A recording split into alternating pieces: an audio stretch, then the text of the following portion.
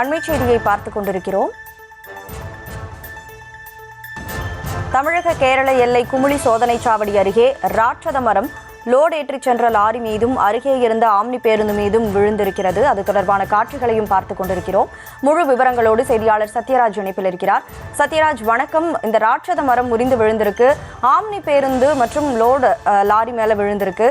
So பஸ்ல passengers யாரும் இருந்தாங்களா? யாருக்காவது காயம் ஏற்பட்டிருக்கா? முழு விவரம் என்ன? நிச்சயமா கனிமொழி, அதாவது தேனி மாவட்டத்தில் பரவலாக மேற்கு தொடர்ச்சி மலை ஒட்டிய பகுதியில் தென்மேற்கு பருவமழை காற்றுடன் கூடி பெய்து வருகிறது. குறிப்பாக இந்த மலை பிரதேசங்களில் மழையின் அளவு அதிகரித்து வருகிறது. இன்று பார்த்தோம் என்றால் தமிழக கேரள எல்லையான குமுளி சோதனை சாவடி அருகே ஒரு ராட்சத மரம் லோடு ஏற்றி சென்ற லாரி மீதும் அருகில் இந்த ஆம்னி பேருந்து மீது விழுந்து உள்ளது. இந்த பேருந்தில் இந்த பயணிகள் அதிர்ஷ்டவசமாக உயிர் தப்பி உள்ளனர். ஆனால் இந்த லோடு ஏற்றி சென்ற லாரி மீது விழுந்த உடனே அந்த லாரியில் இருந்த ஒருவர் சுதாரித்துக் கொண்டு தப்பித்து கீழே இறங்கிவிட்டார். மற்றொருவர் மீது அந்த மரமானது விழுந்து உள்ளது. அவர் தற்போது உயிரிழந்து விட்டதாக முதல்கட்ட தகவல் வெளியாகி வருகிறது.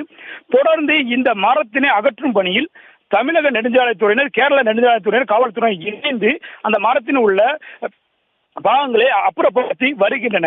இந்த சம்பவம் பார்த்தோம் என்றால் இந்த குமுளி மலைச்சாலையில பெரும் அச்சத்தையும் தற்பொழுது பெரும் சோகத்தையும் ஏற்படுத்தி வருகிறது.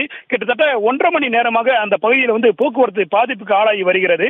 தொடர்ந்து அதிகாரிகள் அந்த மரத்தை அப்புறப்படுத்தும் பணியிலும் அந்த மரத்தின் அந்த லாரியின் உள்ளே சிக்கிக்கொண்ட நபரை மீட்கும் பணியிலையும் ஈடுபட்டு வருகின்றன. துரதிருஷ்டவசமாக ஒருவர் உயிரிழந்துள்ளதாக முதற்கட்ட தகவல் தற்போது வெளியாகி வருகிறது. தொடர்ந்து பார்த்தோம் என்றால் குறிப்பாக இந்த கேரள பகுதியும் தமிழக பகுதியும் இணைக்கக்கூடிய இந்த குமுளி சோதனை சாவடி அருகே நடந்த இந்த சம்பவமானது போக்குவரத்து முற்றிலும் தடைபட்டு உள்ளது.